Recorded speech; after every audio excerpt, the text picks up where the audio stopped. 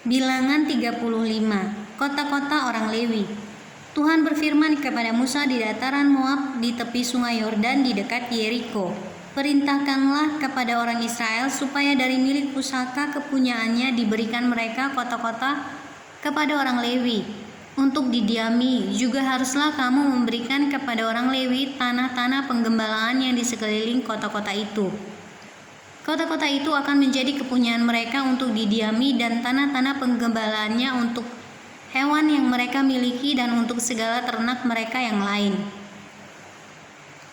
Tanah-tanah penggembalaan kota-kota yang harus kamu berikan kepada orang Lewi itu ialah dari tembok kota keluar 1000 hasta berkeliling.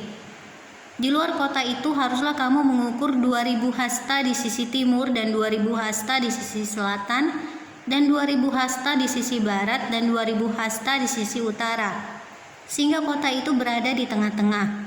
Itulah bagi mereka tanah-tanah penggembalaan kota-kota. Mengenai kota-kota yang harus kamu berikan kepada orang Lewi itu, ialah 6 kota perlindungan yang harus kamu berikan, supaya orang pembunuh dapat melarikan diri ke sana. Di samping itu haruslah kamu memberikan 42 kota. Segala kota yang harus kamu berikan kepada orang Lewi itu berjumlah 48 kota, semuanya dengan tanah-tanah penggembalaannya. Mengenai kota-kota yang akan kamu berikan dari tanah milik orang Israel, dari suku yang banyak jumlahnya, haruslah kamu ambil banyak, dan dari suku yang sedikit jumlahnya, haruslah kamu ambil sedikit. Setiap suku harus memberikan dari kota-kotanya kepada orang Lewi sekadar milik pusaka yang dibagikan kepadanya. Kota-kota perlindungan. Tuhan berfirman kepada Musa, "Berbicaralah kepada orang Israel dan katakanlah kepada mereka, apabila kamu menyeberangi sungai Yordan ke tanah Kanaan, maka haruslah kamu memilih beberapa kota yang menjadi kota-kota perlindungan bagimu, supaya orang pembunuh yang telah membunuh seseorang dengan tidak sengaja dapat melarikan diri ke sana. Kota-kota itu akan menjadi tempat perlindungan bagimu terhadap penuntut balas, supaya pembunuh jangan mati sebelum ia dihadapkan kepada rapat umat untuk diadili. Dan kota-kota yang kamu tentukan itu haruslah 6 buah kota perlindungan bagimu. 3 kota harus kamu tentukan di seberang sungai Yordan sini, dan 3 kota harus kamu tentukan di tanah Kanaan.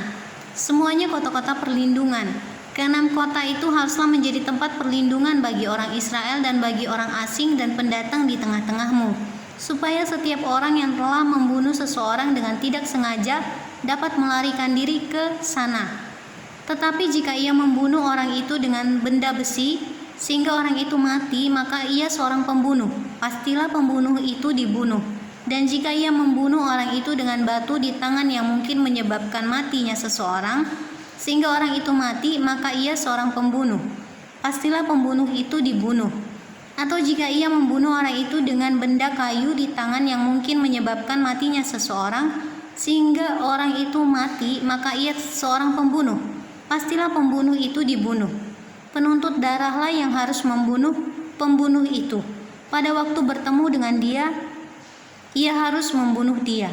Juga jika ia menumbuk orang itu karena benci atau melempar dia dengan sengaja sehingga orang itu mati, atau jika ia memukul dia dengan tangannya karena perasaan permusuhan sehingga orang itu mati, maka pastilah si pemukul itu dibunuh. Ia seorang pembunuh. Penuntut darah harus membunuh pembunuh itu pada waktu bertemu dengan dia. Tetapi jika ia sekonyong-konyong menumbuk orang itu dengan tidak ada perasaan permusuhan, atau dengan tidak sengaja melemparkan sesuatu benda kepadanya, atau dengan kurang ingat menjatuhkan kepada orang itu sesuatu batu yang mungkin menyebabkan matinya seseorang, sehingga orang itu mati sedangkan dia tidak merasa bermusuh dengan orang itu, dan juga tidak mengikhtiarkan celakanya, maka haruslah rapat umat mengadili antara orang yang membunuh itu dan penuntut darah menurut hukum-hukum ini. Dan haruslah rapat umat membebaskan pembunuh dari tangan penuntut darah, dan haruslah rapat umat mengembalikan dia ke kota perlindungan, ke tempat ia telah melarikan diri. Disitulah ia harus tinggal sampai matinya imam besar yang telah diurapi dengan minyak yang kudus.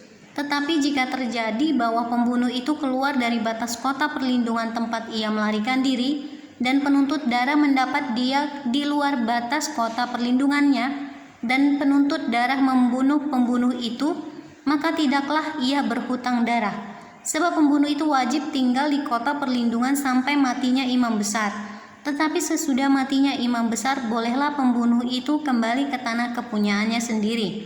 Itulah semuanya yang harus menjadi ketetapan hukum bagimu turun-temurun di segala tempat kediamanmu. Setiap orang yang telah membunuh seseorang haruslah dibunuh sebagai pembunuh menurut keterangan saksi-saksi. Tetapi kalau hanya satu orang saksi saja tidak cukup untuk memberi keterangan terhadap seseorang dalam perkara hukuman mati.